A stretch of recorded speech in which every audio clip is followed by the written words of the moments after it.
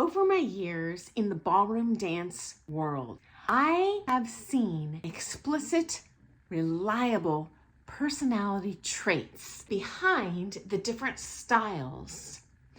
Firstly, let's look at ballroom and Latin. These are subcultures of the ballroom dance world. We do have a ton of overlapping traits. For example, compared to other styles of dance, we are extraordinarily competitive in nature and extremely technique driven.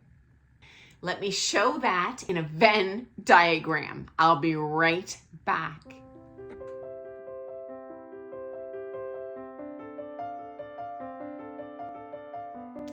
In my area of the world, which is the West Coast of the United States, we also have a big salsa community. Now, while I don't see the salsa dancers venturing into the ballroom world, I do see the ballroom dancers dabble in the salsa world.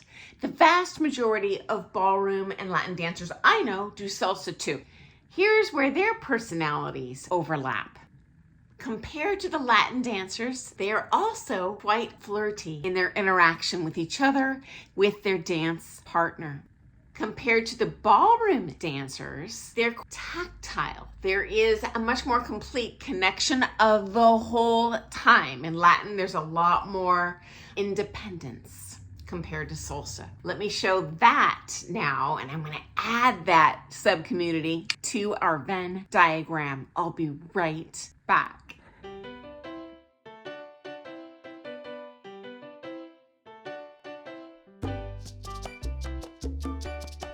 So these traits are not just evident in how independent we are from each other in the movements that we're doing. I also see bleed over into that innate personality type, that ballroom dance culture, that person that's very flirty by nature. They, painting with a broad brush, are probably going to gravitate more to that salsa or Latin world. Let me add on because there are more partner dance communities that are quite substantial, at least in my area of the world. Next up, we see a lot of overlap between salsa and West Coast swing. Not so much in the communities because salsa tends to only do salsa. West Coast tends to only do West Coast. But I absolutely see crossover in the personality type that is attracted to these styles. The salsa and West Coast swing communities tend to be extremely creative in their personalities.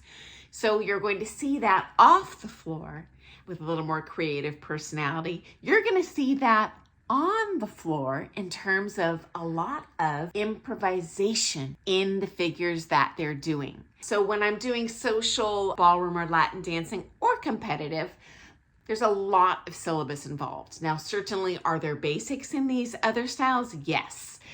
But in my social dance experience in these cultures, they definitely enjoy and pursue deviating from that. Next up, there is a subculture most similar to the ballroom community in personality, and that is the Argentine tango community. These folks, both the ballroom and the Argentine, tend to have a little bit more of a reserved personality. They're not going to dress flamboyantly. They're not going to be extremely self-expressive on the floor. They're very much into that partner. That being said, there's also very little eye contact with the partner, right? So if I'm doing a rumba, I'm all up in your business, right?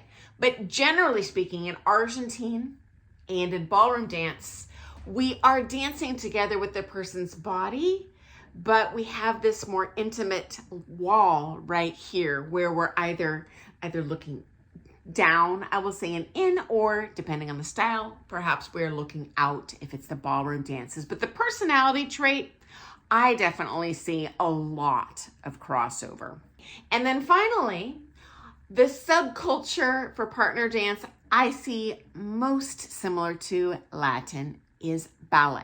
And yeah, we do have partner dance in ballet. However, these folks in both ballet and Latin tend to be quite independent in their dancing and their personalities. So for me personally, as an international standard competitor, I'm most comfortable being part of a unit. That's where I'm in my sweet spot. I see the Latin community and especially the ballet community are most comfortable doing their own thing. And it can be with that partner, but they are definitely more independent. So let's add another Venn diagram so you can see these partner dance communities. I'll be right back.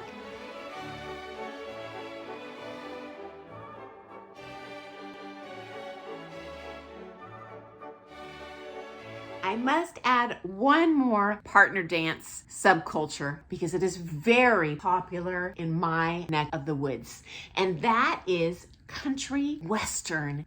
Now, certainly there are similarities with the ballroom world. They have a competitive circuit. They have a strong social community.